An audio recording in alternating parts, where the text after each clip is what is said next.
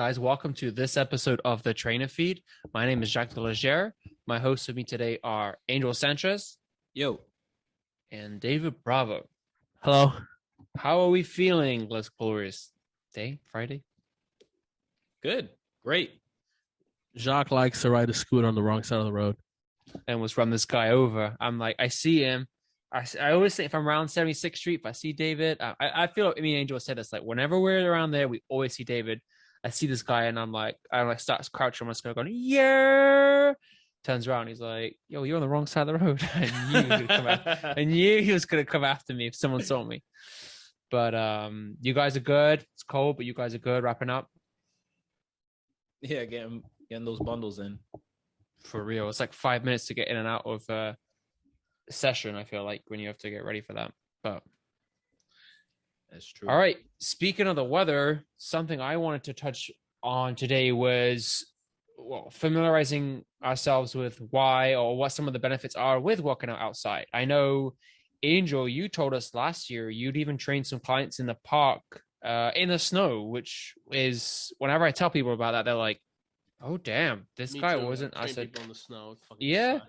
We had images of what it would look like, but we're still outside. Ladies and we're gentlemen, still outside. if you want a trainer and you're in the park, hit me up. We're outside. That's actually where a lot of business is coming from, right? You've been able to just meet people. Yeah, honestly, like people come up to you and they just start saying stuff like, hey, people have said a lot of things. I appreciate that you work with older folks. Some people say, I like how you bring, the weights to the park. And then other people say, I like your style, whatever. And, just mingle and do what you got to do. What else they say? At one point, this is a compliment. I can say this is fine. Somebody said that, that I look like their kid's father.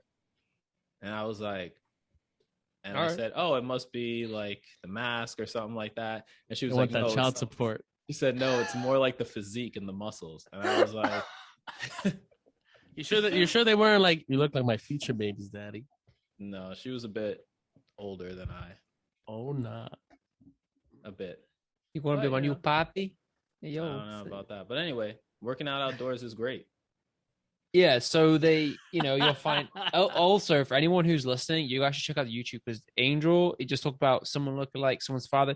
He's got a fresh cut right now. He looking fresh to death.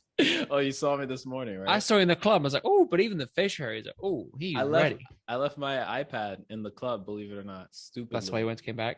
Yeah, I left it. I forgot it. And I looked at the Find My thing and I was like, please don't let it be in the street. Please don't let it be in the street. And I saw it was in the club. So luckily I went back and it was right where I left it. So thank God. Don't ever have. I did that with Find My AirPods one day and it was in my apartment, but it kept saying it was a block away. So I'm like, damn, this bastard's got it. It's like a street away. And I was like, calling Apple. I was like, can I call the police on them? They're like, oh, I mean, you could file a report, but you can't. And I'm going through all this. I'm like, I can't believe it. I can't find it, whatever. I go to Apple the same day or the day after. And I'm like, I can't go without my headphones for one day because I work out, calls, podcasts, whatever. I do my laundry like 2 days later. And I'm emptying my pockets after the wash. And I'm like, oh, no. And it was the case. And they survived. They were fine. They survived the wash. So if you guys ever happen to do that, you shouldn't worry. You should just see it out, see how it goes. And I don't think anybody's going to do that, Jacques. Well, probably maybe not. not that, but it's good to know that the Find My app definitely isn't like pinpoint accurate, especially in the city. So for me, it said it was a block away as well. But I knew it just wasn't there because I physically did not go there. So I was like, it can't just be on Broadway. I lost my phone once. Sidewalk. And I looked at the Find My iPhone thing.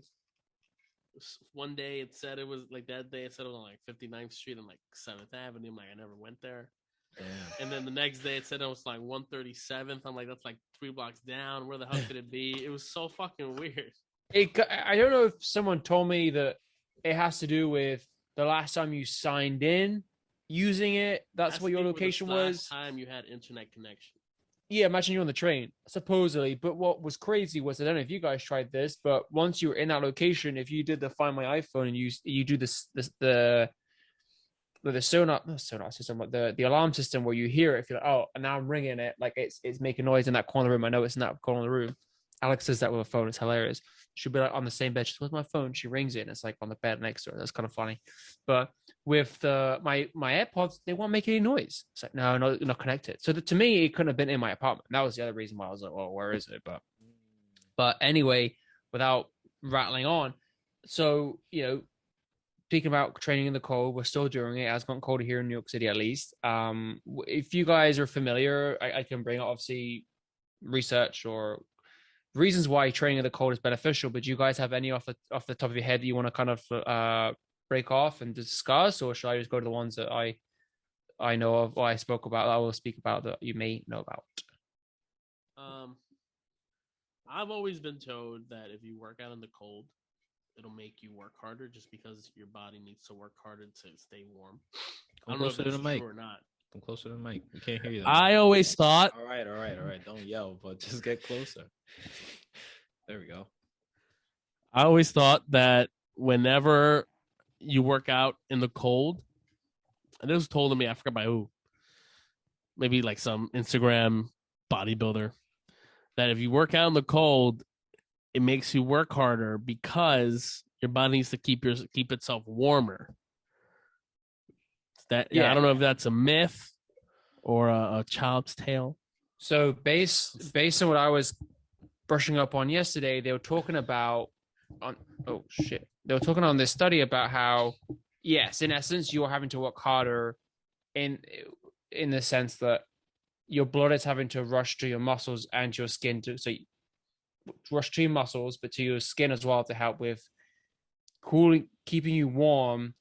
I'm butchering this. Your blood vessels narrow, right? So you're not only your heart, but your lungs have to work harder. Vasoconstriction.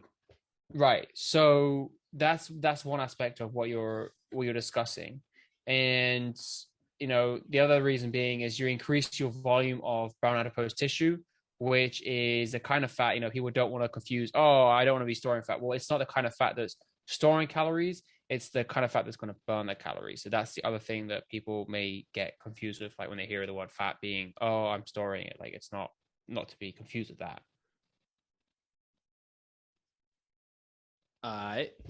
So I think that is great as well for, just building that grit, building that mental toughness. A lot of times when people start exercise programs, they get really bogged down by how uncomfortable it makes them feel. And then they just don't want to do it again because it's like, why am I going to do it? I just feel uncomfortable. I start sweating, my feet get sweaty or something like that. And I don't know, just people just don't feel comfortable with it. But part of the mental aspect of working out is breaking through those boundaries and going through the uncomfortability to get to the next level. So I think it's really good for just feeling uncomfortable, working through that uncomfortability, and then just getting to a point where you just feel good. Also, a lot of people, at least in my circle of clients that I train, a lot of people do worse in the heat. Like, they just don't like exercising in the heat as much. I don't really get that because I love working out in the heat, but they do better with working out in the cold. So as long as you do a proper warm up, you take them through everything, maybe movement prep should be a little bit more of a focus, and you just make sure that, their hands are moving good. You know what I mean? Like, you're not too frigid. They got good headwear, and then you just rock and roll from there. But I think it's really good to break through that mental toughness and really try to sharpen that knife, if you will. It always reminds me of when I used to play lacrosse in high school. We would play in the cold sometimes. We'll practice. It's fun. It was great. It felt awesome after practice. The beginning is a little stiff, but going back to both your points, what I came across is that majority of these studies are saying it can harness or further improve your focus on doing movement prep before working out, because you are at greater risk for injury being in the cold. You need to make sure you do finer tune your warm up or your movement prep or your mobility, whatever it may be, So with that, and then as you said, David, with like feeling great after. So the other reason it can be a real beneficial factor to walk out in the cold is the cold is usually to the time of the year where we have less sunlight. So, to help combat SAD, which is the kind of depression that we get as adults if we're restricting our amount of daylight exposure, vitamin D. And by exercising, you're promoting more time of you being outside, being exposed to the light. So you're going to be most likely boosting your mood. And, this study spoke about the cold weather stimulating the parasympathetic system. So if we reference to the sympathetic being the fight or flight, this one, the parasympathetic being, the relaxer in you system. So it helps promote that as well. So, those endorphins that are released, that's due to why you're going to be feeling better. There was one study, I don't know if you guys want to chip in on that, but there's also one study after that I kind of want to make a note about performance, as you guys feeling better said. But if you guys want to chip in on that. I will say maybe you need to increase the warm up before I don't suggest going out in the frigid cold and then doing sprints, like just right off the back. Maybe, doing an extra couple of warm up sets will be good. You don't want your muscle, you don't want anything to pop. I said that, man. You copying off of me. You copied my homework. I just said that like 10 minutes ago. Am I wrong? So good. Well, I don't think you said sprinting. You're right. I did not say sprinting. I said sprinting. More time. I'm gonna say the same for cat ball swings.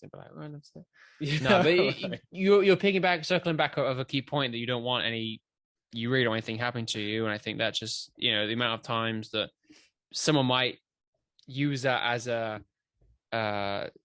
barrier to working outside. If it's that fear of injury, I mean, there's nothing stopping you from warming up inside then going outside. Like Angel, we know you were doing your for your birthday, that 13-mile run. Like there's nothing stopping you from. I was sure. Like, would you warm up inside? Would you warm up once you were outside? Like, what was your strategy for that? That was back in May. But if you were practicing for it in the winter, what did that look like for you? Yeah, so probably something that's more applicable to that is when I did more of those tough mudders and those mud runs, because it would be in October, November, December, things like that.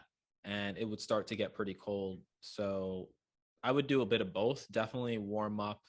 If I have like foam rollers, stuff like that, and I have the time to do it, just foam rolling, doing that soft tissue work in the beginning before I head out. And then once I'm out there, doing some hip swings or leg swings, doing some knee ups or, some high knees and some, like knee hugs, things like that.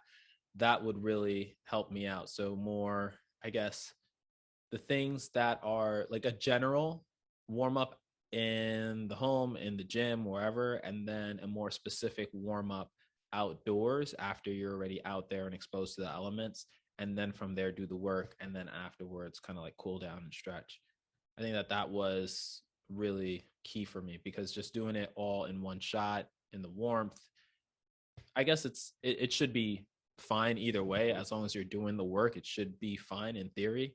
But sometimes it's a little bit better to just go out there and then be able to do like, the ankle circles, the leg swings and all that other stuff. Because the other thing is, especially when you're running and you're going to perform like, you're going to go to an event and do whatever, they have you in a corral for a while. And in the corral, you can really lose your body temperature just by just standing there and not doing anything. So you have to constantly just think about warming up and moving your body once you're out there, because, in October, November, February, January, those months can get really cold. And if you're standing in a corral in like 30 minutes before you actually start your run, it can really beat you up. So I learned to do a lot of that stuff, the more specific stuff, outdoors.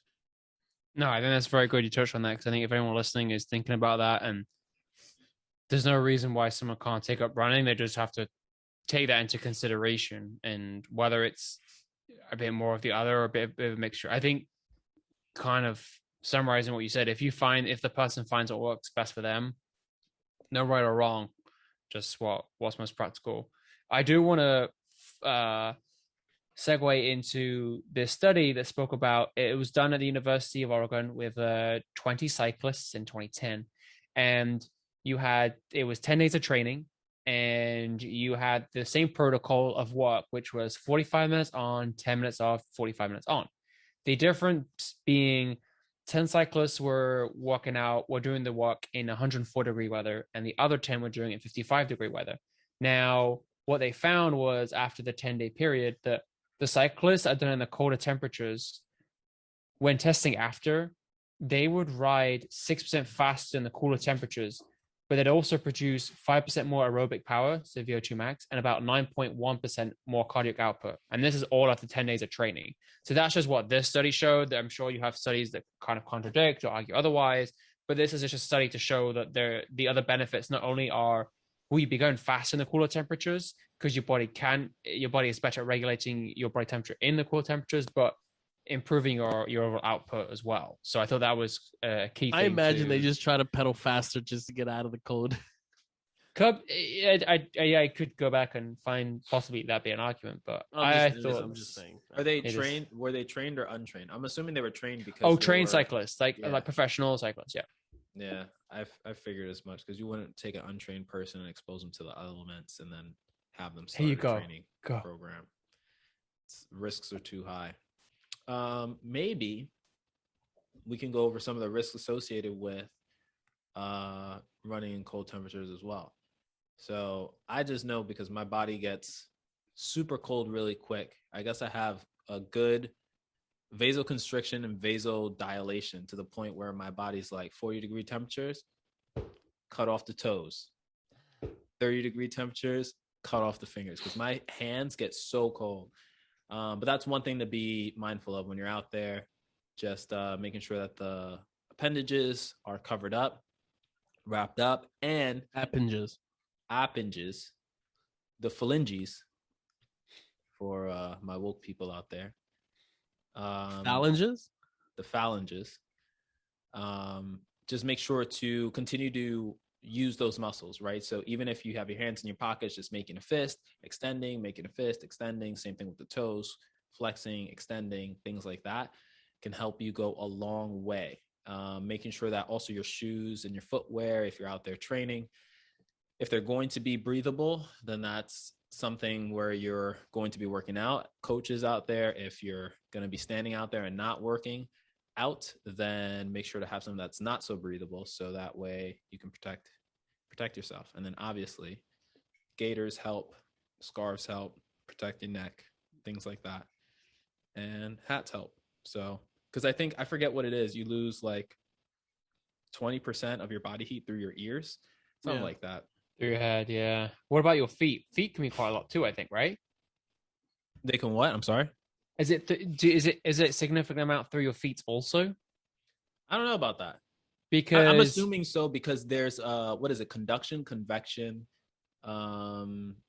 something else. Like you can lose heat and absorb heat through a couple of different ways. So I don't know if you guys are familiar with that. That's a little bit of physics, but conduction is where, and if I'm wrong, then one viewer is going to tell me I'm wrong, but conduction is where you lose or you gain the heat, or it's a transfer of heat when you touch something. So that is the quickest way to actually lose heat or, gain heat, transfer heat. I will say that.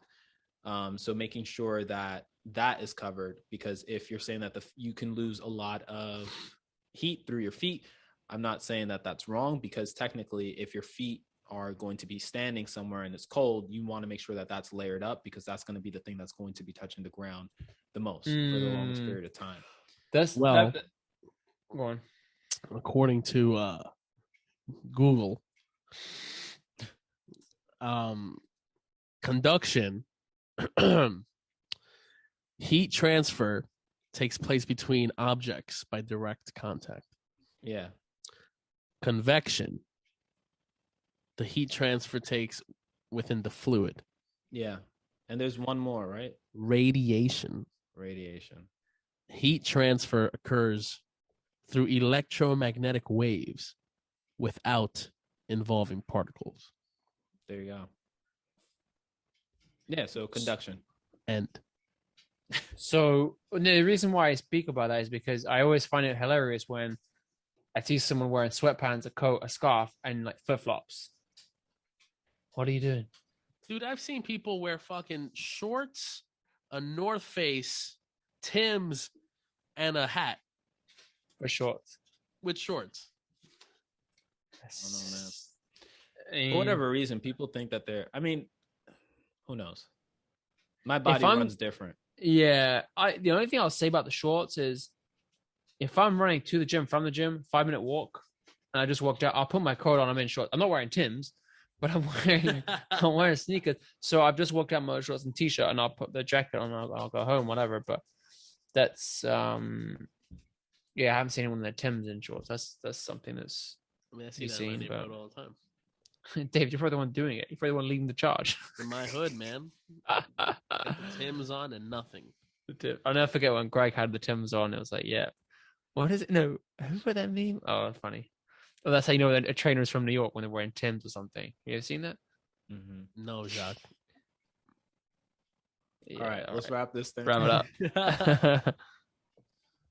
All right, Okay. guys, thanks for listening. Please check this episode out not only on our Spotify, the Apple Music platform for podcasts, but also our YouTube. And be sure to slide into our DMs if you have any thoughts, suggestions on the trainer feed. But thanks for listening, guys. We'll catch you on the next one. Bye. Thanks. Peace.